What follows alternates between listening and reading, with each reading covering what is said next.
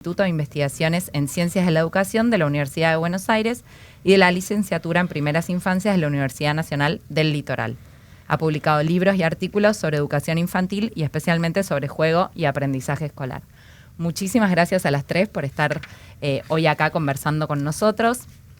Y quiero arrancar, para romper el hielo, trayendo un dato de una investigación que desarrollamos desde la unidad en relación a este tema.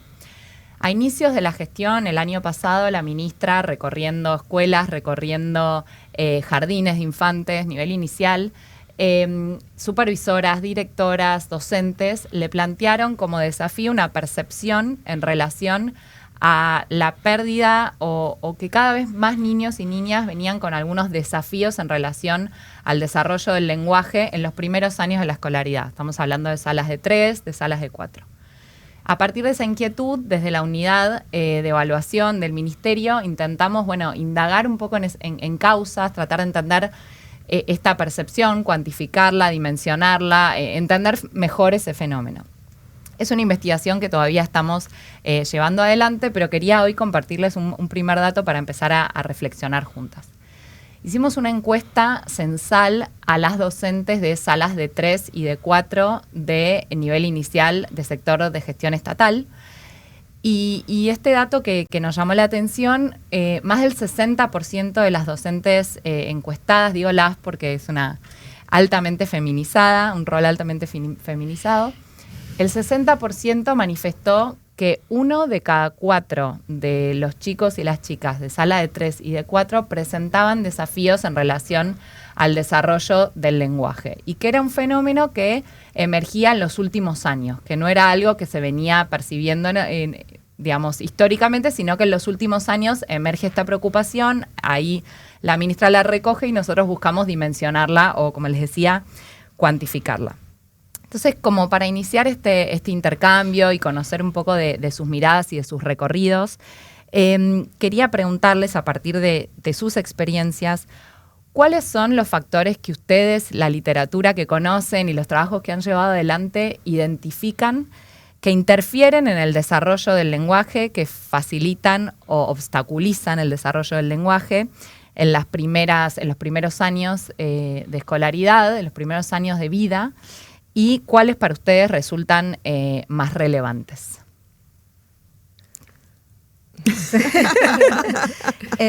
Yo por ahí lo que primero diría es que hasta los 3 años de edad, puede haber hasta 1 año y medio de diferencia en el desarrollo del lenguaje y que eso no implica un retraso lingüístico, ¿no?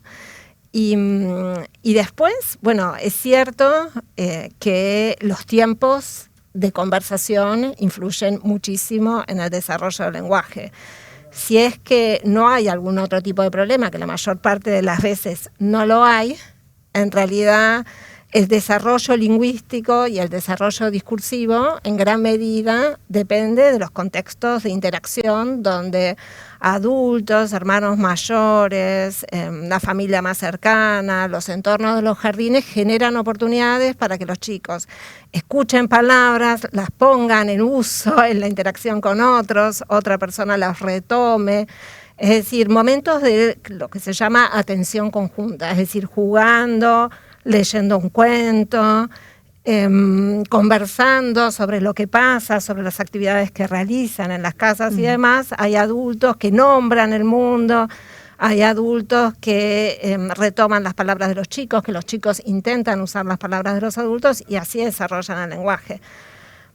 ¿Qué interfiere en esos momentos? Pueden ser múltiples causas los que hagan que hoy en día haya menos momentos de conversación y eso se manifieste. Una pregunta son las pantallas, es el uso, es la presencia de pantallas en las casas, de celulares, mucho tiempo frente a la televisión, de exposición a videos en una computadora, eso. Sí, o también pensaba recién la cantidad de sujetos con los cuales los niños interactúan, porque hace años atrás las familias eran mucho más extendidas, entonces había muchos más hermanos, estaban los tíos, los abuelos, ¿no? Y la realidad es que los chicos van construyendo el conocimiento sobre el mundo a partir de la propia experiencia, a partir de la diversidad de experiencias y de encuentros con otros con los que van cada día y cotidianamente encontrándose. Si no, no tienen tampoco contenido sobre el cual pensar o incluso sobre el cual jugar, ¿no? Para poder jugar necesitan tener una experiencia rica y muchas imágenes que le permitan operar a esa inteligencia o esa motivación sobre el cual jugar. Creo que eso también está condicionando el desarrollo del habla o lo que ustedes estudiaron del habla dirigida a los chicos. Claro, sí. Pero las dos cosas, porque vos fíjate, yo hablé de la atención conjunta y del habla dirigida, que el adulto le dirige al niño en un entorno o sobre algo que ambos comparten, ¿no? Al niño o a la niña. Y esa sería habla dirigida al niño, pero vos también hablaste de la multiplicidad de interlocutores que tienen los chicos y que esa pérdida también puede, digamos, influir en él. Y en realidad se observa eso, ¿no? Que cuando hay muchos interlocutores y digamos, en entornos comunitarios donde las familias extensas son todavía la regla, porque hay entornos comunitarios donde sí las hay, los abuelos, los tíos y los hermanos mayores pueden funcionar como agentes de socialización y desarrollo, que promueve el desarrollo lingüístico en los más chiquitos de un modo muy positivo. Sí, yo pienso que coincido en esto que están planteando y pienso que las problemáticas del lenguaje que observamos en este momento y que son muy preocupantes son una muestra de un cambio de época y de un cambio de época en relación con la interacción humana. O sea, hay una mutación muy importante en nuestros modos de relación, no solo con los niños, sino nosotros entre adultos. Nosotros, claro. En esta mutación la oralidad va desapareciendo, o sea, la conversación, el intercambio tiene otro ritmo, tiene otro tiempo, está mediado muchas veces por aparatos, pero yo creo que no es solo una cuestión de pantalla o de aparato, que en realidad el problema es cómo ese cambio de relación con el lenguaje y con la interacción humana nos vuelve a todos los seres humanos seres menos orales, seres menos interactivos, seres con menos propensión a la atención conjunta o a la mirada conjunta. La mirada conjunta, la atención conjunta, pensando en lo que traía Celia, es constitutiva del psiquismo humano. Y el psiquismo humano está fuertemente atravesado por la relación con el lenguaje y con el cuerpo, ¿no?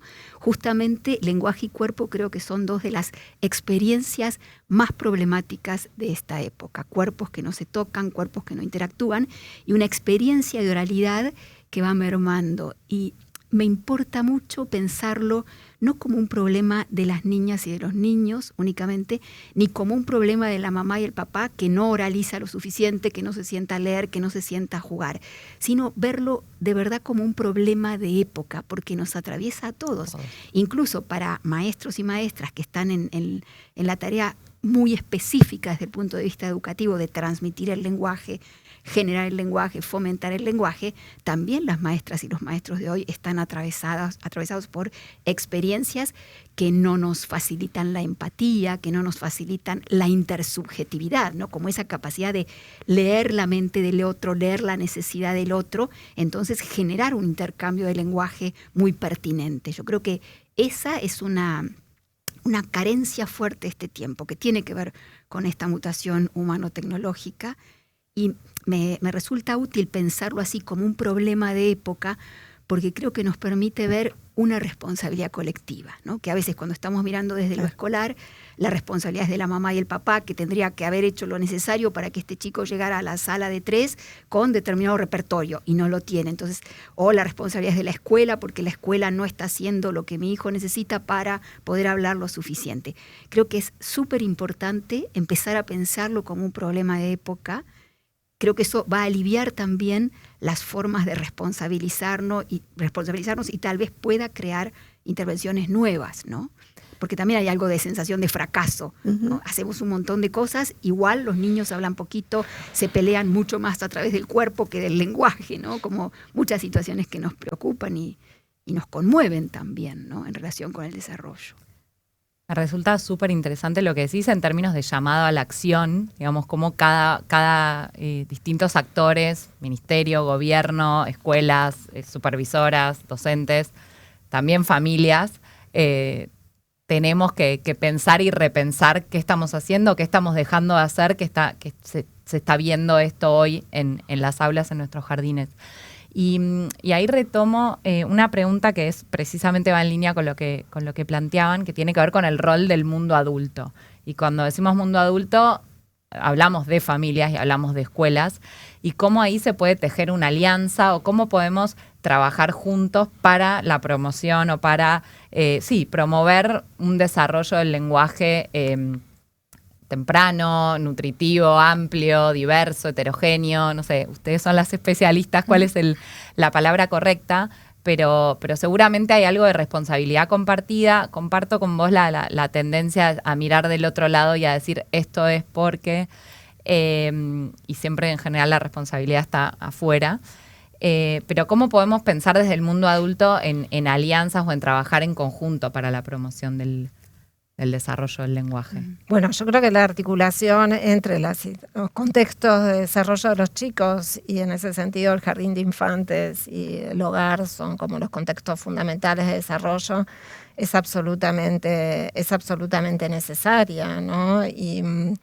Y tanto, bueno, como que los padres y las familias en el jardín, en situaciones compartidas y en actividades con los chicos, como a la inversa también la familia, el jardín buscar llegar a las familias con talleres, con opciones, con distintas cosas que puedan acercarlos.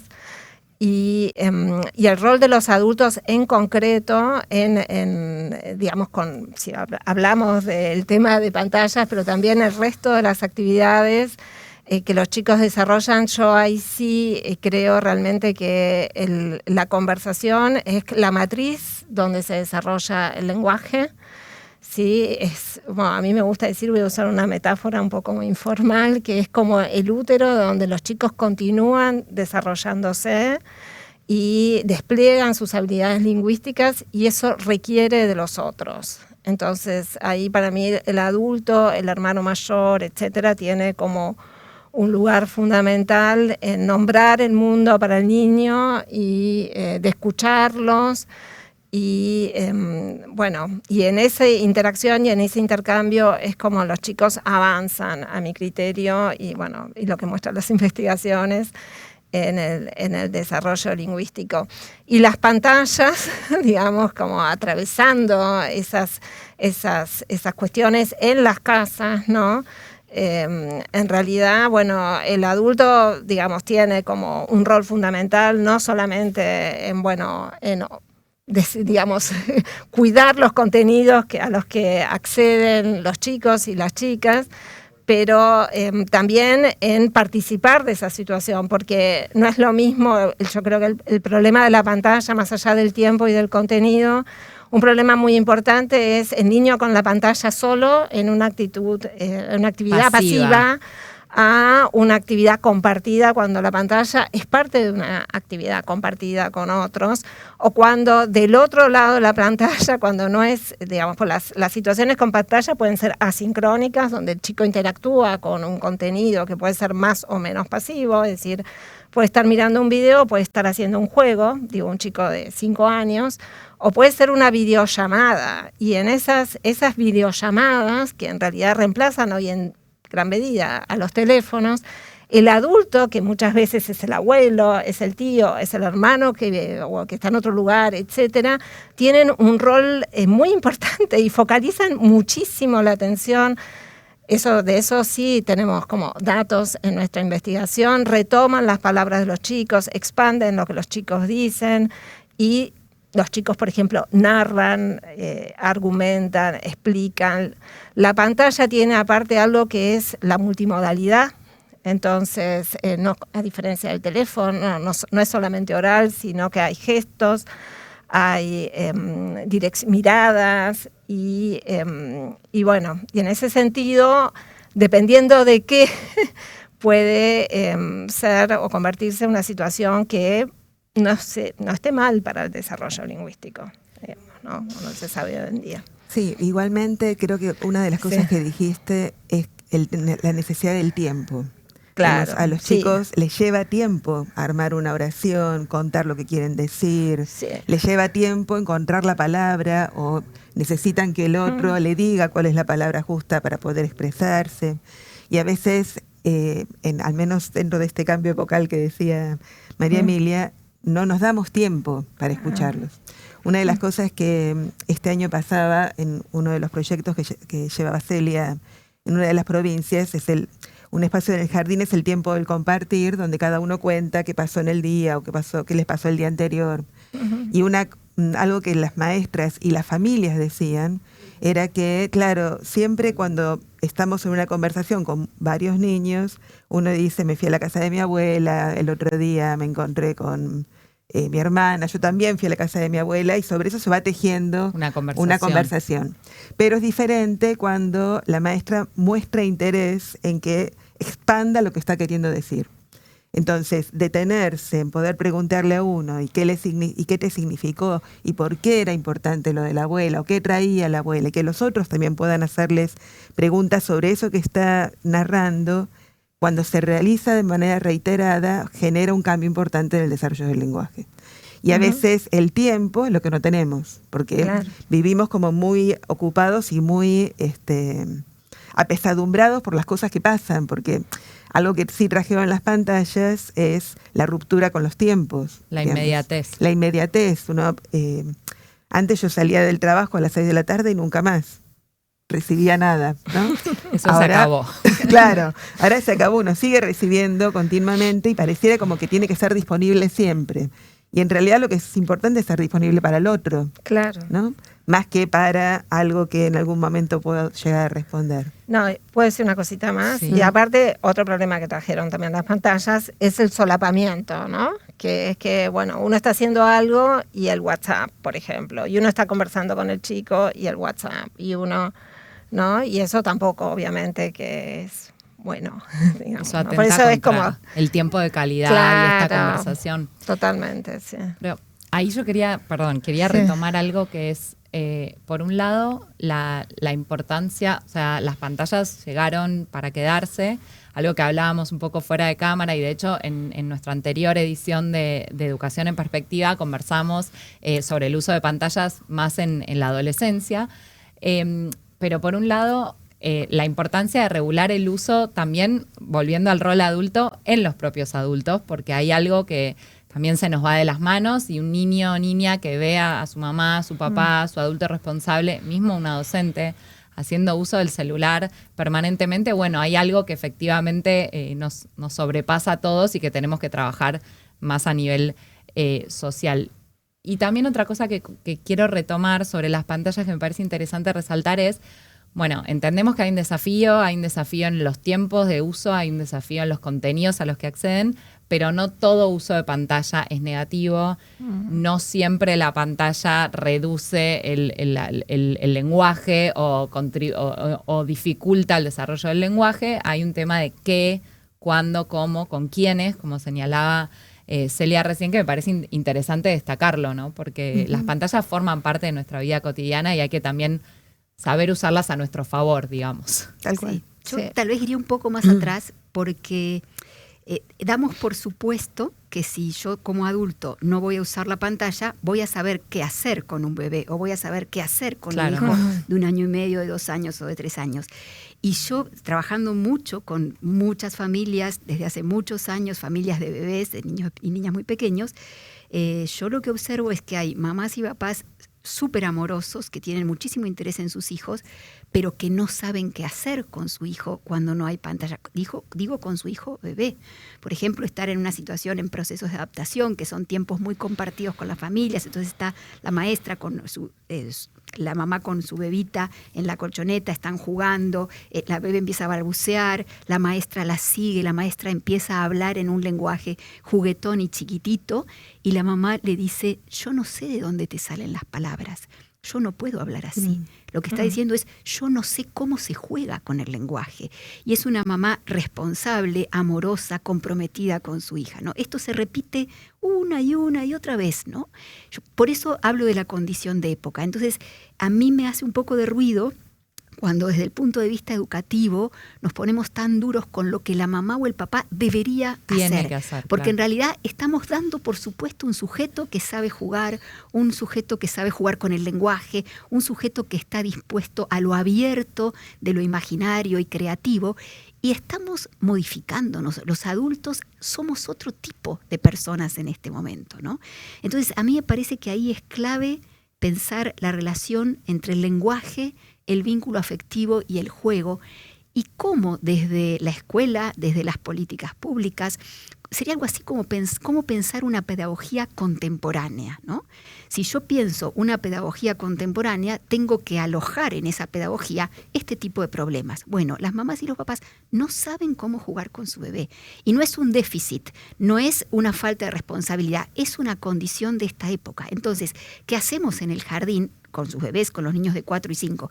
¿Qué hacemos en el jardín para recuperar espacio donde ocurran situaciones vitales y básicas que a lo mejor antes no eran nuestro foco pedagógico, porque venían niños y niñas más constituidos o constituidos de otra manera, pero hoy no son de esa manera, ¿no? Entonces volvería a esta relación entre el lenguaje, el vínculo afectivo y el juego. El lenguaje surge fundamentalmente del vínculo afectivo.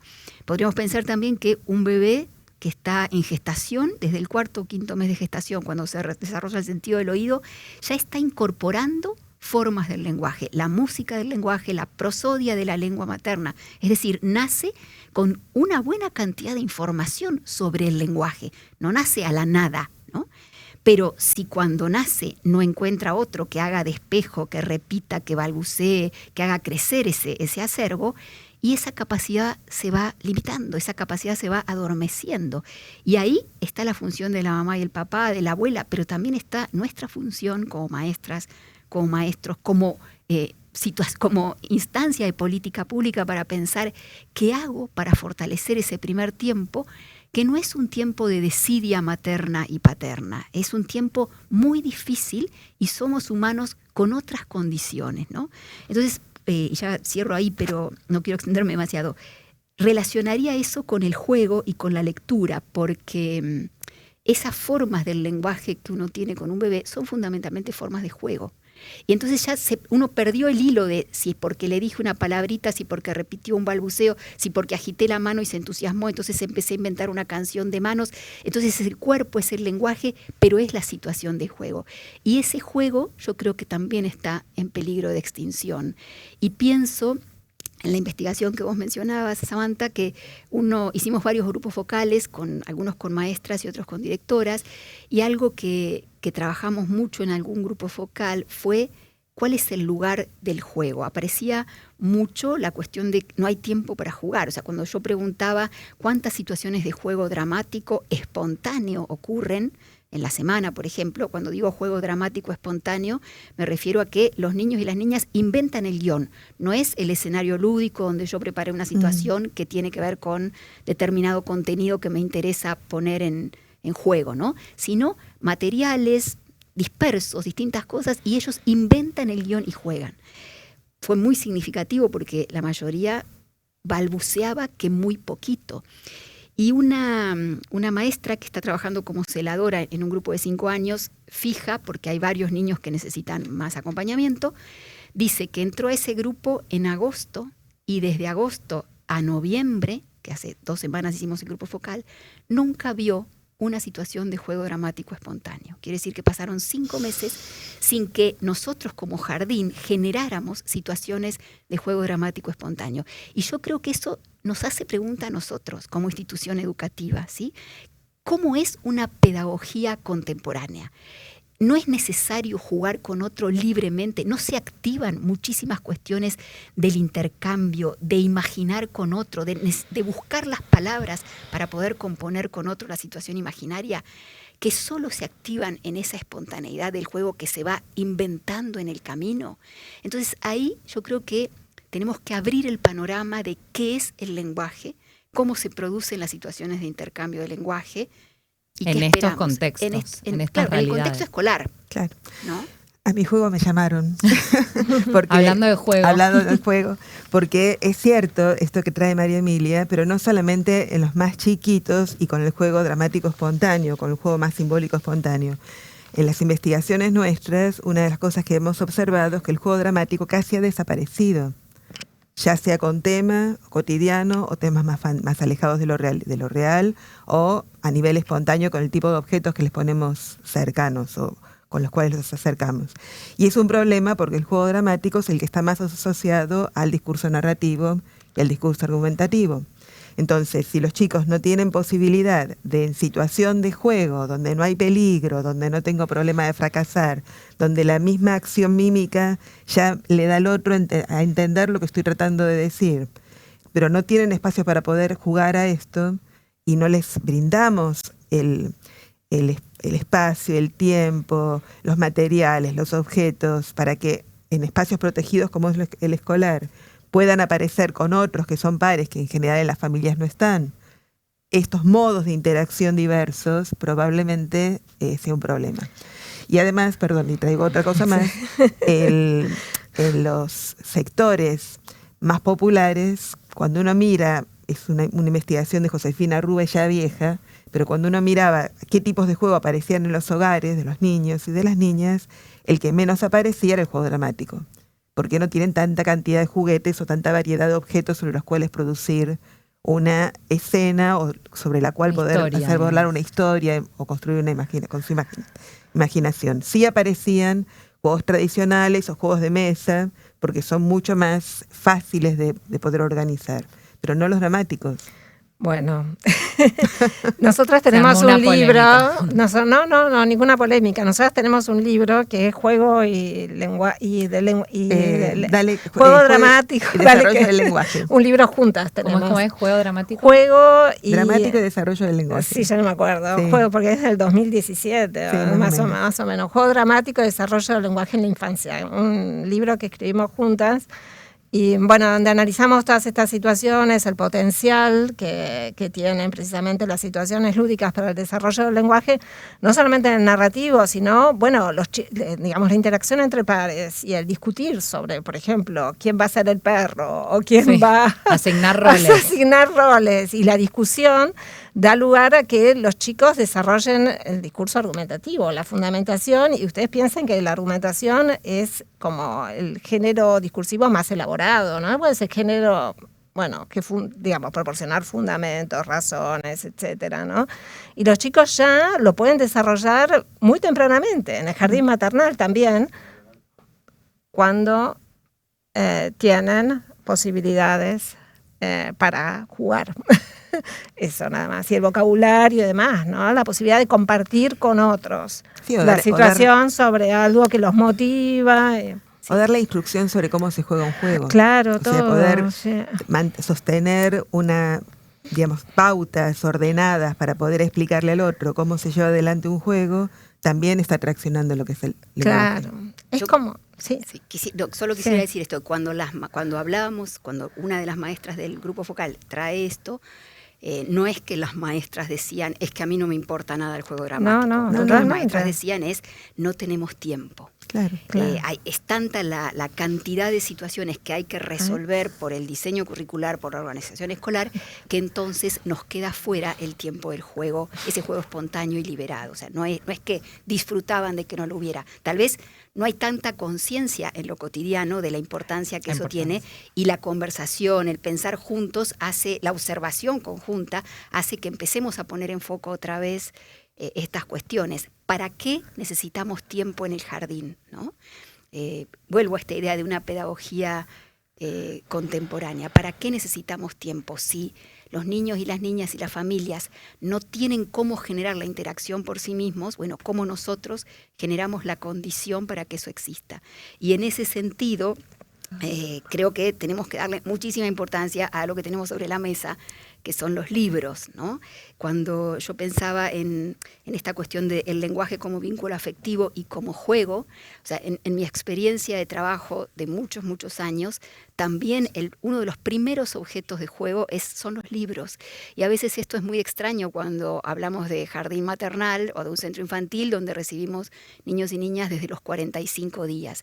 Y a los 45 días leemos.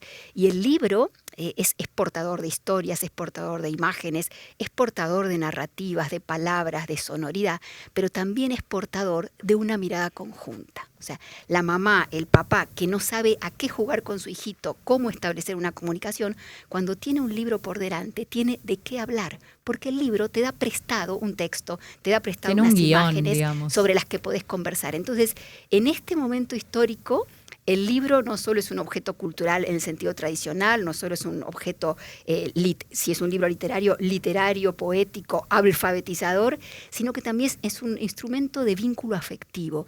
Y esto es súper importante y creo que todavía no lo tenemos tan claro. No solo porque es difícil pensar que un bebé lee, sino también porque, volviendo un poquito a la investigación, cuando pensábamos ¿qué ocurre con las bibliotecas en los jardines? ¿Qué ocurre con los libros? Algunos libros de los que están aquí son libros que están en los jardines porque han sido parte de las compras institucionales, ¿no? Pero todavía los libros están encerrados. En muchísimos jardines los libros están bajo llave porque tenemos miedo de que se rompan, porque tenemos miedo de que se pierdan. Entonces, en lo cotidiano, lo que hay son libros muy maltratados, libros que no tienen tan buena calidad. Y yo prefiero pensar que el libro es un juguete y que los niños y las niñas tienen derecho a acceder al libro como un juguete que se puede manipular, llevar a la cama, hacer puentecitos para pasar por ahí abajo, pero que no solo es un juguete físico, sino que también es un juguete porque lo que está adentro es territorio de la ficción, igual que en el juego dramático, igual que en el juego simbólico. Entonces, esas herramientas, por ejemplo, los libros informativos, pero especialmente los libros literarios, yo creo que son materiales de contrapunto muy interesantes para ver qué hacemos con las pantallas. Si hay libros, también baja la intensidad de la pantalla, porque hay otro juguete muy interesante que tiene muchísimo para dar. Pero si el libro no aparece, la pantalla copa la situación. Entonces, creo que le tendríamos que dar un lugar importante a pensar esa relación entre el desarrollo del lenguaje, la presencia de los libros, las bibliotecas y el tiempo que eso ocupa dentro de una currícula, dentro de un plan de trabajo, ¿no? También es cierto... No lo dejamos preguntar.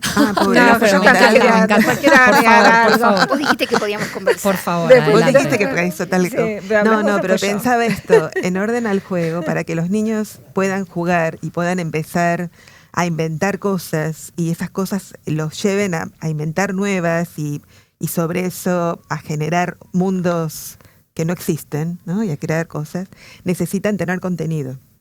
Y el libro...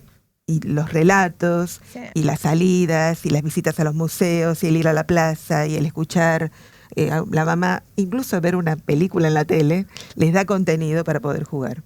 Si no tienen ese contenido, es como no una lo pueden. Puerta de entrada. Es una puerta de entrada para poder hacer. Tal cual. ¿Puedo decir algo? Por favor. No, coincido con lo que las dos dijeron, pero quiero como hacer como una salvedad en el sentido de que la pantalla, digamos, si se convierte en una actividad compartida y cuando no es el nene el que está solo pegado a la pantalla, mientras el papá o la mamá o quien sea, el hermano mayor hacen otra cosa, entonces puede ser no productiva para el desarrollo del lenguaje, pero cuando se convierte en una actividad compartida, también puede tener los mismos resultados que tiene la lectura de un cuento. De hecho, hay una investigación de colegas argentinos del IDICE, CONICET en Rosario, donde muestra que en realidad la historia, la ficción en pantalla y la ficción en un cuento como que no tienen diferencias para un niño pequeño. Ellos trabajan con niños pequeños, la gente de Olga Peralta, del IDICE, con chicos de 3 años y no encuentran diferencias, ni encuentran que sea nocivo, ¿no? Entonces vuelvo al tema de que lo importante es el uso que se hace y sin culpabilizar a nadie, ni a las familias, ni a las docentes, ni en absoluto, como yo creo que es importante tener en cuenta que, bueno, que las pantallas son parte del repertorio cultural de los chicos hoy en día. Entonces, bueno, una pedagogía de la época debería, digamos, tener en cuenta también eso, cómo se usa la pantalla, ¿no? En qué medida la pantalla puede dar lugar a un marco de atención conjunta. Y el vínculo afectivo no pasa por la pantalla en sí, sino que son las conversaciones en torno a las pantallas, las conversaciones que se producen entre un adulto significativo o un hermano mayor significativo y el niño en torno a la pantalla, o como dije antes, la conversación que se produce a través de la pantalla, cuando el chiquito puede no solamente hablar con su hermano que está lejos, o con su tío que está lejos, o con quien sea, sino también verlo, sino también ver los gestos, y puede como tener esa experiencia multimodal que puede ser completamente diferente a la del chiquito que está solo 3 horas mirando un video porque no tiene nadie en el entorno que juegue con él, ¿no? Como, incluso igualmente, una cosita más y nada más. Nosotros tenemos algunos videos filmados en pandemia, ¿sí?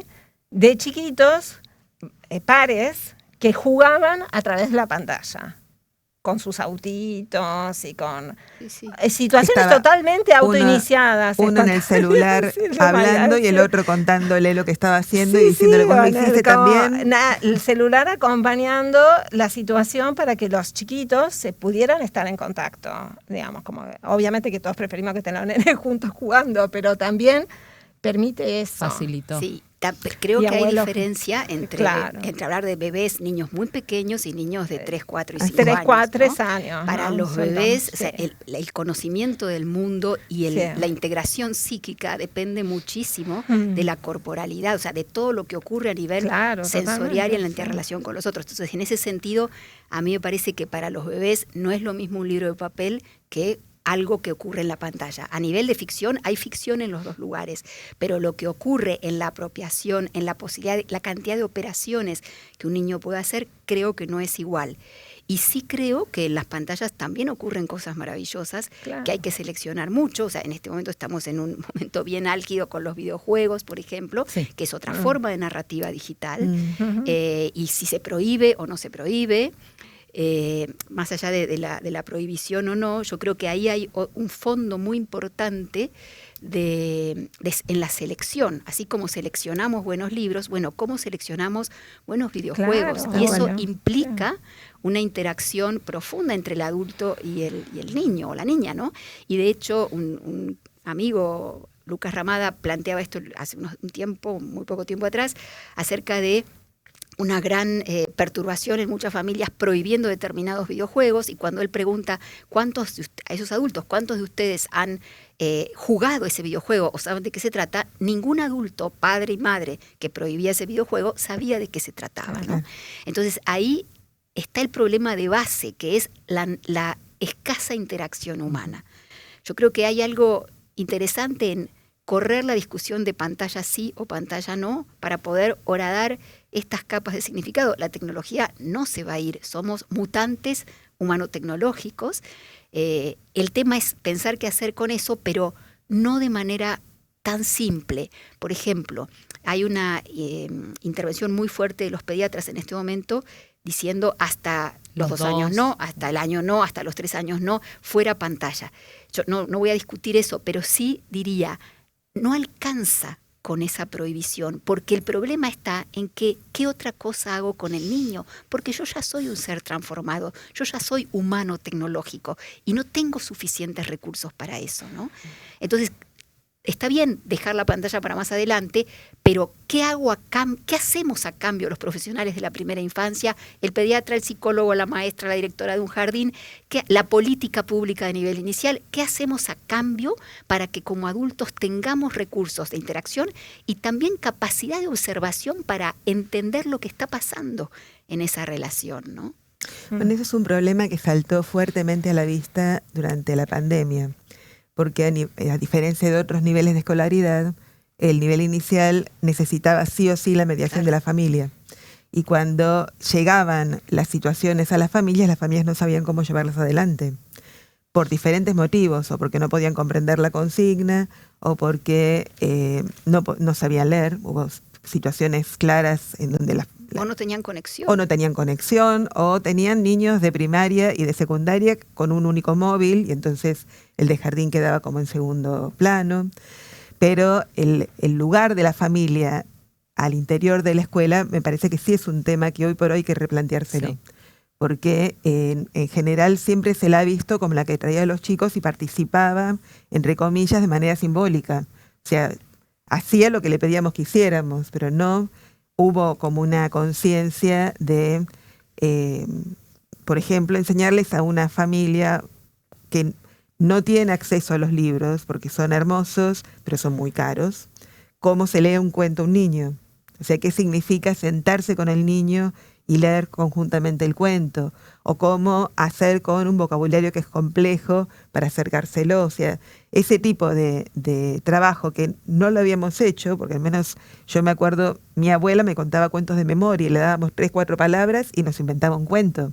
No teníamos libros, digamos, eran escasos los libros en mi infancia, ¿sí? Y sin embargo, el mundo de ficción que teníamos delante era muy grande. Evidentemente las familias cambiaron, evidentemente el lugar de la escuela, al menos la escuela infantil, tiene que asumir de otro lugar el lugar de la familia. Creo que tenemos, o sea, por todo lo que han interactuado, intercambiado, creo que tenemos un escenario interesante, un desafío bastante claro. Como les contaba al inicio, esto emergió de las propias docentes, de recorridas, como esta alerta o esta identificación de este desafío. Ahora, en términos, como planteaba Emilia, de esta nueva pedagogía, bueno, ¿cuáles son esas condiciones que tenemos que pensar? Me queda claro el tema del tiempo y con qué llenamos el tiempo que hoy llenan las pantallas si esas pantallas se van corriendo. ¿Qué condiciones tenemos que generar en las familias, en las escuelas, en también otros actores de la comunidad? Porque no es solo escuela-familia, sobre todo en los primeros años de vida, donde quizás el área de salud tiene mucha más cercanía o más cotidianeidad con las familias que el área de educación, pienso. El tema de también quiénes son hoy los niños y las niñas que ingresan al sistema educativo, que esto también lo mencionaron al pasar, que no son los niños de antes, y eso también hay que entenderlo y no pelearse contra el niño que viene hoy, sino conocerlo y trabajar con eso en base a lo que sabemos que funciona. El juego dramático sabemos que funciona, bueno, contar cuentos sabemos que funciona, la oralidad, el tiempo compartido, tanto docente como familia, también sabemos que funciona. Entonces, creo que es un momento interesante de, una vez identificado el desafío y levantada la bandera de necesitamos hacer algo con esto, bueno, ¿qué empezamos a hacer? Dada la sociedad en la que vivimos, dadas las tecnologías que penetraron en nuestras vidas en las distintas edades, en los distintos ámbitos, dado que trabajamos muchas horas, más horas en el trabajo y después seguimos trabajando, y cómo tejer esta alianza escuela-familia que siempre existió, que tuvo distintos niveles de intensidad, que hubo mejores momentos que otros, pero digo, esa alianza, entiendo yo, en este tema fundamental, en muchos, pero en este tema fundamental es un poco clave para poder trabajar juntos. O sea, esto que mencionás de, bueno, yo no sé jugarle, o yo no sé, no sé, eso se aprende, se ayuda, se pueden dar pautas. En los primeros meses de vida uno tiene, bueno, a los 6 meses más o menos debería sentarse, a tal edad debería, bueno, esa información, ¿cómo se puede trabajar con la familia para que, más allá de las pautas de alarma, nos den herramientas como mamás, como papás, para trabajar con la escuela? Creo que ahí está un poco el desafío también. Yo estoy de acuerdo en eso. Sí, con la escuela y con otros centros que atienden a niños y niñas pequeñas, como los centros de salud, porque algunos niños menores de 3 no van a la escuela, pero sí van a un centro de salud. En ese sentido, hay muchas experiencias en otros países de cómo articula el centro de salud con los espacios más educativos, con las familias, y actividades conjuntas o guías. Sí, hay para países que tienen talleres sistemas para de las seguimiento. familias, claro. Bueno, nosotros tenemos talleres para las familias sobre conversación y juego, donde tampoco es que exactamente que les damos pautas, ni que les enseñamos a leer un cuento, pero sí hablamos sobre la importancia de lo que el cuento brinda, las oportunidades que se pueden generar, porque también pensamos que es importante que las familias se apropien también de esos objetos culturales que no son comunes en todas las familias, porque no en todas las familias hay cuentos. De hecho, en nuestros datos de familias más pobres no hay ni un cuento en las casas, ni un solo libro. Entonces, también es importante que las familias se puedan apropiar de eso dentro de sus propios esquemas de relaciones. Y si no es la mamá la que lo lee, lo puede leer un hermano mayor y la mamá puede regular la situación y demás. Y entonces hay un montón de cosas que se puede sí conversar con las familias en pos de, si se quiere, hacer como una alianza para lograr mejores desarrollos en los chicos, qué sé yo. Y en las chicas. Tengo muchas preguntas, así que vamos a pasar. Sí.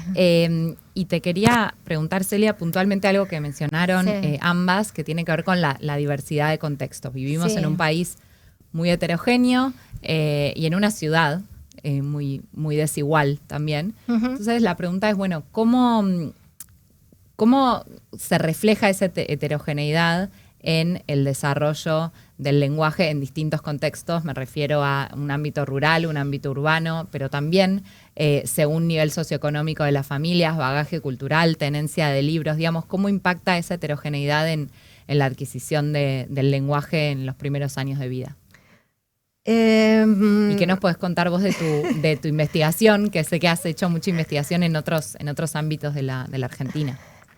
No, bueno, yo creo que en realidad lo que genera, digamos, las opciones de conversación y demás que generan el desarrollo del lenguaje en un entorno no tienen por qué ser las mismas que en otros. Y entonces, lo que se observa en los entornos más pobres es que los hermanos mayores, los abuelos, las familias ampliadas tienen un rol súper importante en la conversación. Entonces, por ejemplo, es algo que si uno buscara promoverlo, lo podría promover desde el nivel inicial, desde la política pública, apoyando las comunidades. El rol de los educadores comunitarios también puede ser muy importante. Los últimos datos que tenemos no muestran diferencias en vocabulario antes de los 3 años de edad. Eso no quiere decir que después no se amplíen, precisamente por todo esto que estamos diciendo. Mientras que unos chicos tienen acceso a libros, tienen acceso a material en pantalla, si se quiere, que está especialmente seleccionado y demás, eso puede generar diferencias más adelante, pero no es que los chicos de contextos más pobres tengan un déficit lingüístico. Es decir, al año de edad, nosotros al año y medio de edad, a los 2 años de edad, no hay diferencias significativas entre chicos, por ejemplo, para no irnos lejos, en la zona de AMBA, entre chicos de diferentes medios socioeconómicos. Después las diferencias por las oportunidades, no por las capacidades, sino por las oportunidades, muchas veces se amplían y se manifiestan. Datos con chicos más grandes sí encontramos diferencias. Entonces ahí coincido con lo que decía Emilia, que el jardín de infantes tiene un rol súper importante, ¿no? Y el jardín maternal tiene también un rol súper importante. Después, en concreto con las pantallas, yo creo que las pantallas, depende de cómo se usen y el tiempo y todo lo que dijimos y los entornos comerciales, pueden ser una oportunidad o pueden ser una barrera, ¿no? Porque entonces, qué sé yo, se recurre a las pantallas, incluso en algunos entornos escolares, y hay chicos que acceden y otros chicos que no acceden porque, por ejemplo, no tienen conectividad. Eso se vio en pandemia, no hace falta profundizar, ¿no? Como eso se vio en pandemia. Entonces, las pantallas pueden ser una barrera porque están, digamos, metidas dentro de lo que es la desigualdad estructural de nuestro país, ¿no? Entonces, eso básicamente, ¿no? Pero también el rol clave de la educación y cómo la calidad de la educación ahí puede jugar un doble rol, o achicar esa brecha y acercar oportunidades, o acrecentarla, sobre todo también en los primeros años de vida, cuando muchos niños no circulan por ofertas estrictamente educativas, sino más bien, no sé, comunitarias o estilo de guarderías, donde no necesariamente las personas que cuidan son personas que estén formadas o preparadas para el comienzo de la alfabetización o la promoción del lenguaje. Pero el lenguaje se promueve. Sí, un detalle ahí. Cuando hicimos los grupos focales, había maestras de jardines de infantes públicos y había de gobierno de la ciudad, y había maestras o educadoras de los CPI, ¿sí? Y fue súper interesante lo que apareció ahí, porque no es que con una formación distinta o en un contexto donde las familias no tienen libros... No vieron diferencia. No, o sea, había de hecho, viene a mi memoria un trabajo que hicimos entre 2021 y 2023 desde la Subsecretaría de Políticas Comunitarias, donde fue un trabajo específico de formación con educadores comunitarios de todo el país y una formación literaria de lectura específica. Escribimos un librito para eso, se compraron libros para esos centros y por todo el país se estuvo trabajando con personas que no tenían la formación académica de profesora de educación inicial, con familias que no tenían ningún tipo de acceso a los libros, y pasaron cosas increíbles, ¿no? Yo creo que hay, por mi trabajo también, yo trabajo en el Jardín Maternal de la Facultad de Derecho, que a veces cuando uno dice Facultad de Derecho, UBA, parece algo muy elitista, todo el mundo tiene libros. No es así. Es una población sumamente variada, con personas que por primera vez leen un libro literario al llegar al jardín, con personas que no tienen ningún libro en su casa, con familias que no tenían ningún libro y en los 3 años del transcurrir de su hijo empezaron a armar su pequeña bibliotequita de una calidad exquisita, juntando un pesito y otro pesito para que en la próxima feria del libro del jardín le pueda comprar 2, 3. Entonces hay un camino lector que tiene que ver claramente con la intervención de la política pública en cualquier contexto, aunque la vida te haya tratado muy mal y no hayas tenido esa base mínima como para decir: el libro es para mí un juguete, el libro para mí es un objeto cultural de relación con el mundo, ¿no? Lo enfatizo eso, y podría contar muchos proyectos en los que trabajo al respecto. Lo enfatizo porque creo que ahí hay una posibilidad de democratización enorme y que ahí está la verdadera inclusión. O sea, nos cuesta un montón el concepto de inclusión, aunque tenemos mucha fe en eso, es una idea de futuro muy interesante, nos cuesta un montón todavía. Y bueno, ni hablar de las migraciones también, que el respeto a la diferencia, la curiosidad por la diferencia es algo que nos cuesta, no está tan sobre la mesa eso, ¿no? Entonces yo diría que trabajando en contextos muy variados, pienso en un proyecto que asesoro en México, en una zona muy desfavorecida de Nuevo León, donde generamos proyectos específicos para trabajar con poblaciones azotadas por el narco, rodeadas de muerte, de miedo. Las cosas que empezaron a aparecer con esas familias de niños muy pequeños son extraordinarias. Y los lectores y los escritores que están surgiendo de ahí, niños escritores, ¿no? Y una última relación hago aquí con una preocupación que está latiendo con toda la fuerza de todos nuestros corazones en este momento en educación inicial y principios de primaria, que tiene que ver con los procesos de alfabetización convencional. Yo creo que ahí también hay algo bien importante para analizar, como por qué a los niños, entre comillas, les cuesta el proceso de alfabetización, con qué tiene que ver eso, y revisar los sistemas que estamos llevando adelante para que se produzcan procesos de alfabetización ricos, deseantes, potentes, creativos, ¿no? Yo creo que ahí tenemos mucho para pensar, porque si el proceso de alfabetización es a la fuerza, es bajo el modelo del aprestamiento, o sea, se nos caen un montón de cuestiones que hemos trabajado, investigado y que son fundamentales acerca del sentido de la lectura y la escritura, el descubrimiento de qué estoy haciendo con esto, para qué escribo, para qué leo, y el placer, porque yo trabajo con niños de 0 a 3 años, todos son geniales lectores, y cuando digo geniales lectores es porque han leído muchísimo, porque conocen perfectamente cómo funcionan los libros, porque saben libros de memoria a los 2 o los 3 años, y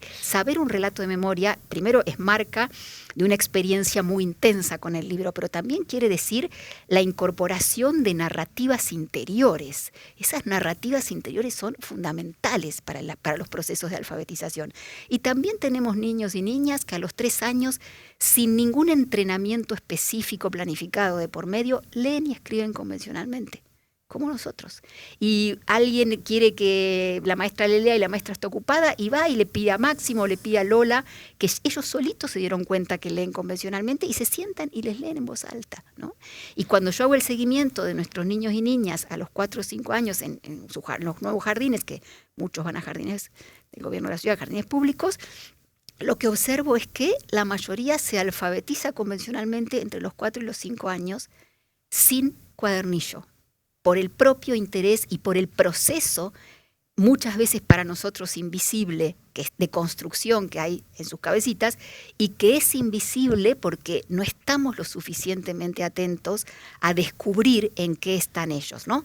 Imponemos un modelo, pero no estamos suficientemente atentos a descubrir de qué manera están construyendo esa escritura. Eso, alfabetizarse, y estos libros lindísimos que tenemos aquí tienen una relación muy intensa. Y que todos lleguen a esos libros es una responsabilidad de la política pública, creo yo. ¿Puedo decir una cosa? Sí.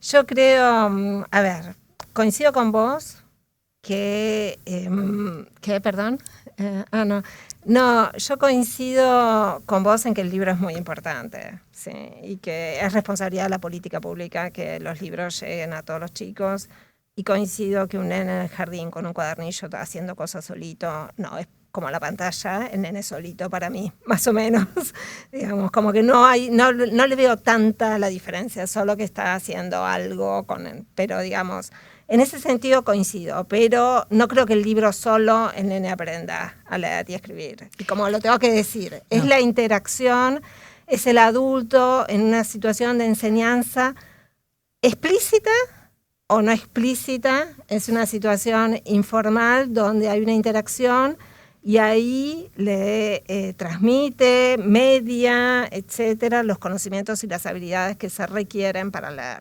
Me parece importante decirlo, sí, porque es como... Claro, yo estoy hablando todo el tiempo de mediación. Claro, no es el nene solo con el libro. No, claro. Eso es fundamental. Claro. Emilia, yo te quería preguntar a propósito de esto puntualmente, tanto en el trabajo de indagación que estamos llevando adelante desde la unidad, como en tu rol a cargo de una institución educativa, preguntarte por concretamente desde la dimensión docente, desde la práctica docente, ¿cuáles son esas prácticas? Bueno, algunas las fuiste mencionando, la lectura en voz alta, pero ¿cuáles son esas prácticas que desde la docencia, desde la práctica docente, contribuyen o estas mediaciones, en términos de Celia, contribuyen a la adquisición del lenguaje y a la promoción del desarrollo del lenguaje en niños pequeños? Sí, bueno, aludiendo a nuestra investigación, diría cosas muy prácticas. Por ejemplo, que los libros no estén en una biblioteca central en la dirección,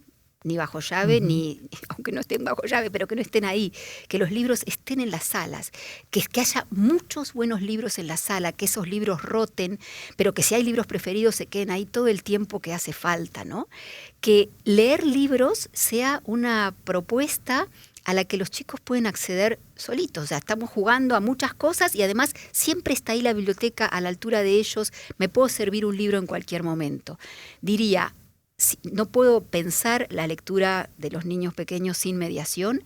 Diría, un adulto, una adulta disponible para leer varias veces por día, para leer todos los días, ¿no? Sentarnos a leer en pequeño grupo, sentarnos a leer en el grupo total, no focalizar la lectura únicamente en el grupo total, todos prestando atención, porque estamos hablando de niños muy pequeños, a los que a veces les cuesta mucho, hasta la espera de me guardo una pregunta porque estoy pensando en esto, pero faltan 3 páginas para que termine, cuando termino el libro ya no me acuerdo más de eso.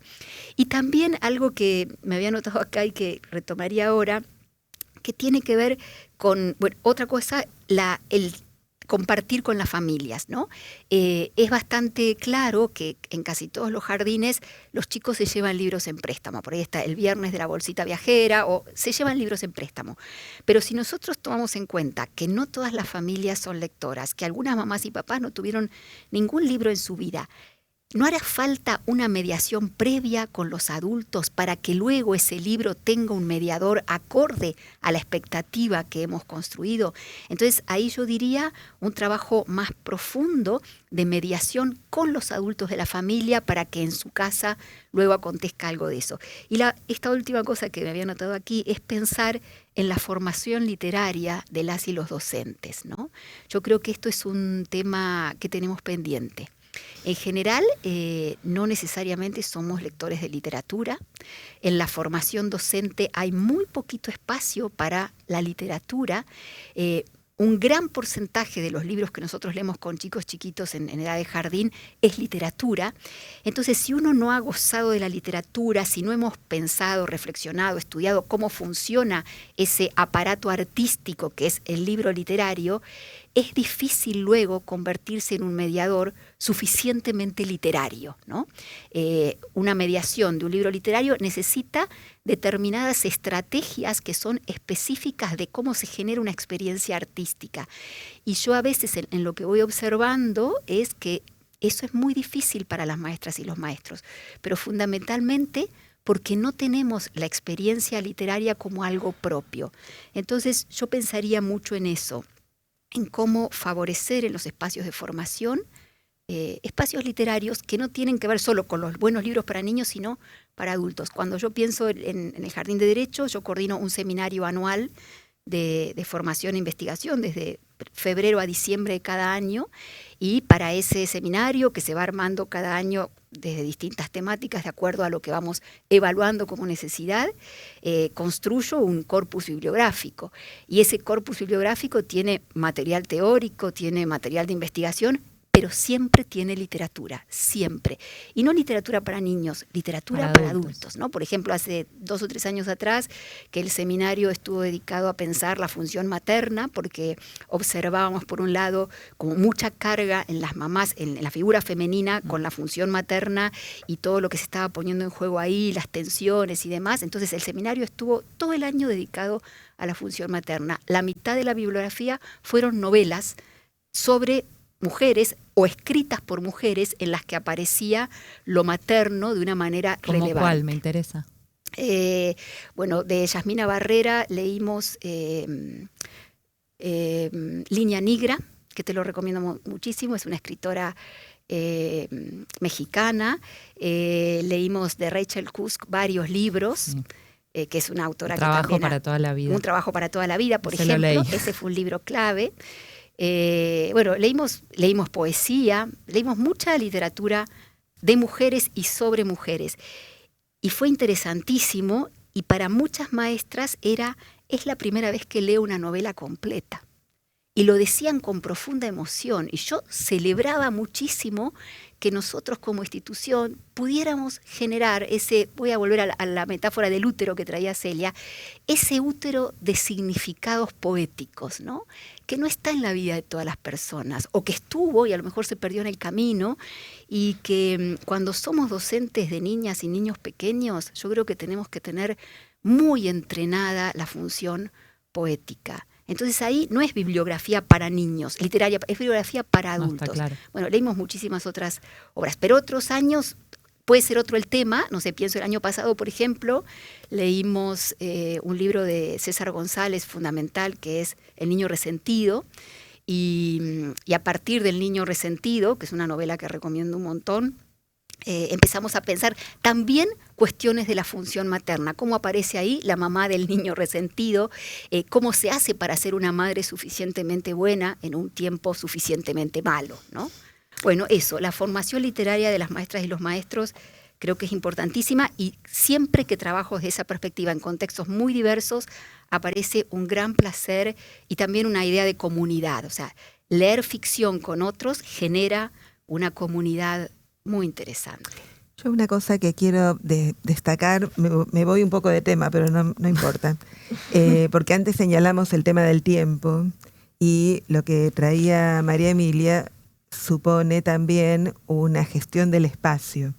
Y algo que uno observa en los jardines, así como que las bibliotecas están en la dirección y con llave, es que las salas de jardín perdieron la posibilidad de que los chicos se manejen en ellas de manera autónoma, porque se perdió la disposición de los objetos a la altura de los chicos, las cosas se guardan bajo llave, a una altura donde ellos no pueden acceder, y eso hace a algo que es fundamental en la primera infancia, que es la posibilidad de gestionar mi propio tiempo. Y en las salas de los niños muy chiquitos, en maternal se cuida mucho más, en infantes mucho menos, pareciera que todo el mundo tiene que hacer lo mismo en el mismo momento y ya. Y no hay posibilidades de estos tiempos liberados que vos en un momento traías con respecto al juego. Se transforma el patio en un espacio de recreo como era la primaria. Se perdió la disposición que en su momento tenían los sectores de juego.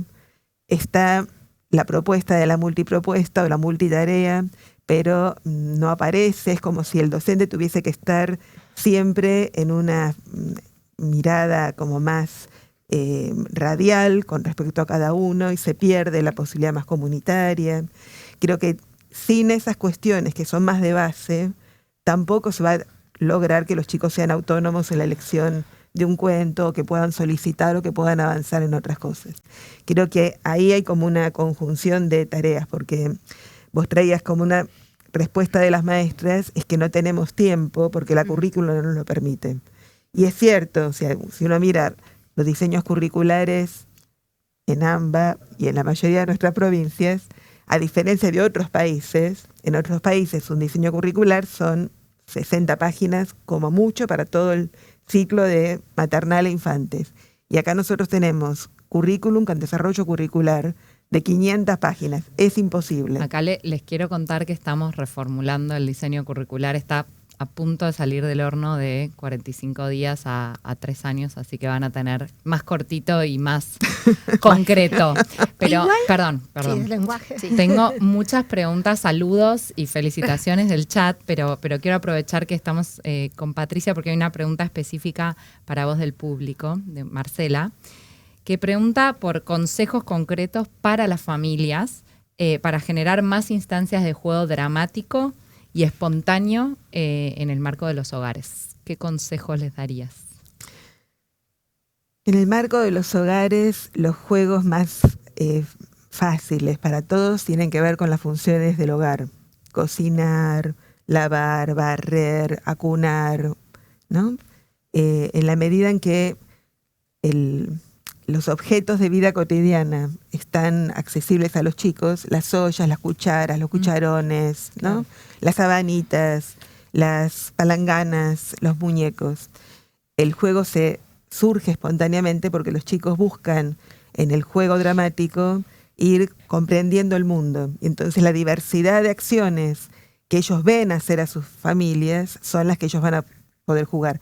Por eso no es menor lo de la interacción. O sea, si en la familia el rato que están con los papás o las mamás o los abuelos es un rato que se pasa mirando el celular o apurados sacando algo del freezer y poniéndolo en el microondas, difícilmente van a poder conocer esos procesos y van a poder jugar con ellos. O sea, el juego no necesita objetos caros, eso es lo maravilloso.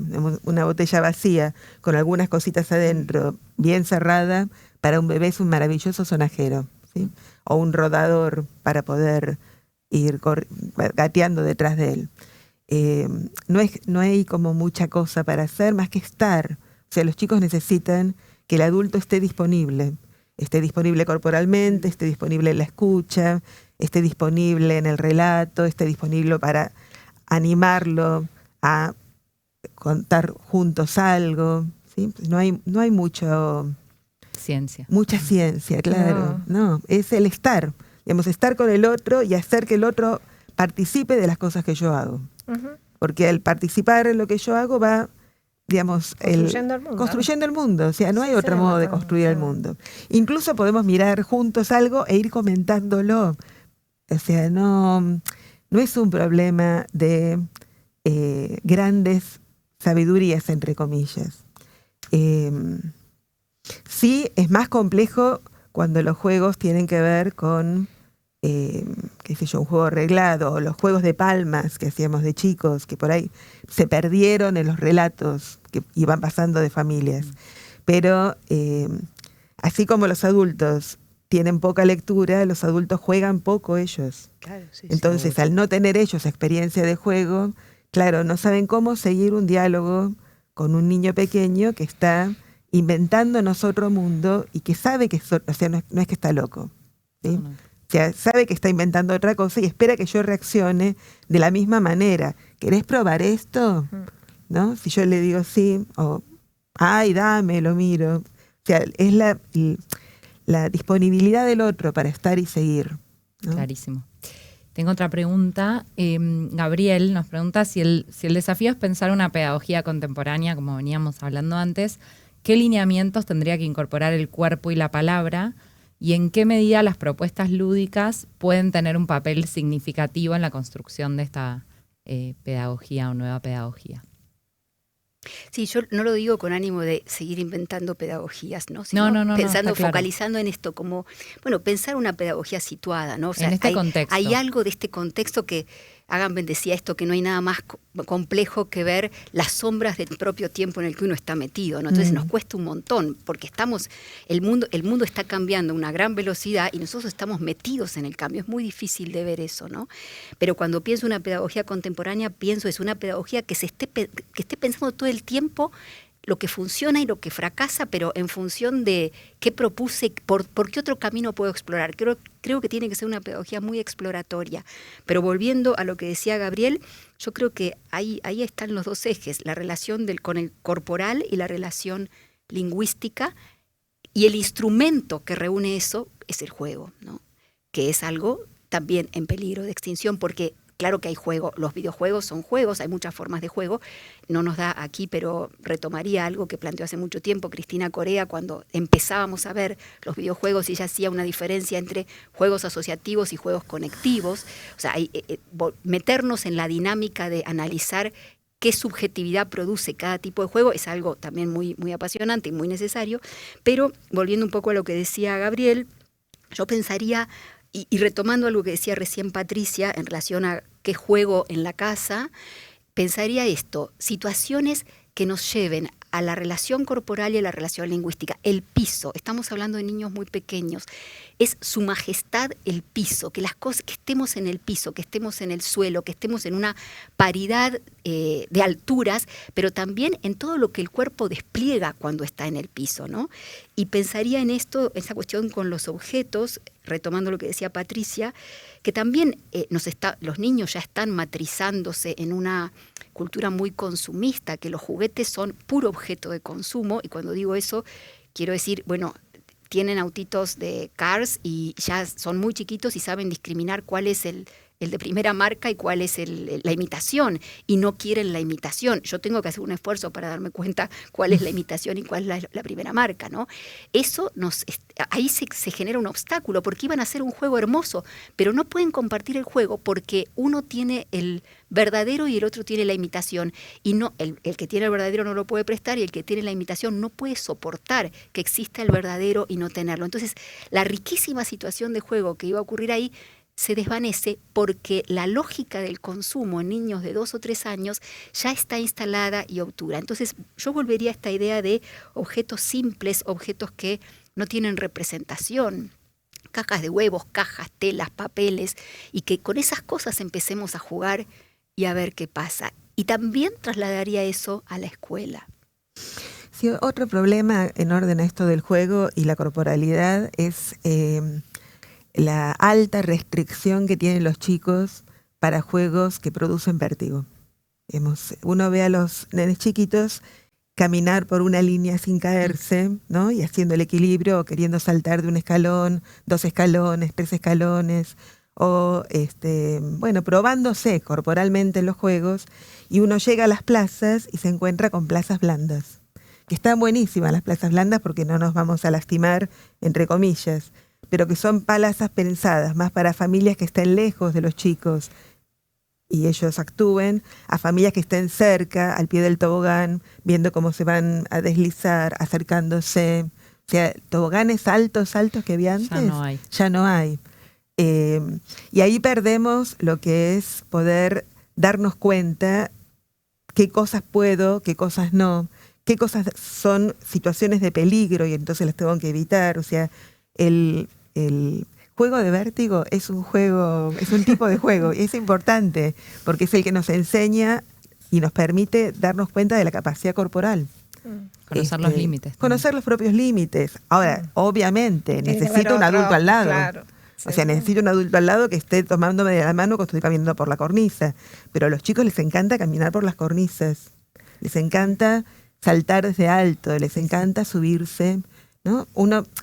Hace unos años estábamos en un congreso y hicieron una pregunta al público sobre cuáles eran los juegos que se acordaban de su infancia. Y la gente decía treparme a los árboles, embarrarme, saltar los charcos.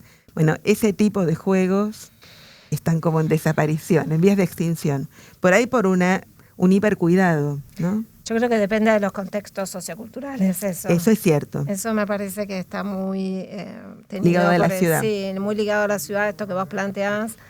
Y nada, quiero comentar algo en relación a lo que estaban diciendo las dos. Bueno, una colega psicóloga uruguaya que tiene un proyecto muy lindo en jardines de infantes para generar situaciones de juego. Lo que tenía era una caja de cosos, ¿no? Donde precisamente era un montón de cosas en desuso que, bueno, se iba alimentando y nutriendo con lo que aportaban las familias, que debe haber en muchos jardines, y también puede haber, en las casas, ¿no? Una caja de cosos para jugar y para crear y para imaginarse, etcétera. Miguel Roldán la llama la cosoteca. Sí, bueno, eso no lo conocía. Con coso. Yo creo que los chicos son grandes creadores de ficción. Y de hecho, y en todos los grupos sociales, y es una característica, decía Catherine Nelson, que falleció a poco, de la psiquis humana, de la cognición humana. Entender el mundo tiene una estructura narrativa, y al buscar entenderlo se crea ficción, y los chicos crean ficción en situación de juego, y también inventan historias cuando están haciendo otras cosas, cuando están comiendo, Y me parece que, en todo caso, lo que el adulto debería hacer, ya sea en el jardín y en la casa, es alimentar eso, con conversación, expandiendo, focalizando, prestando atención, ayudándolo a crear la trama narrativa y demás. Patricia, Celia, Emilia, mil gracias. Antes de cerrar, pero para seguir pensando, les queríamos pedir si nos recomiendan 1 o 2 libros, artículos, películas, series, papers, lo que quieran sobre esta temática para que también nuestra audiencia pueda seguir profundizando, pueda seguir pensando, pueda seguir debatiendo sobre este tema que fue realmente súper interesante. Yo recomendaría libros. Un libro que tenemos aquí, este libro se llama Cajita. Tomo uno, hay muchos, pero tomo uno que es especialmente querido.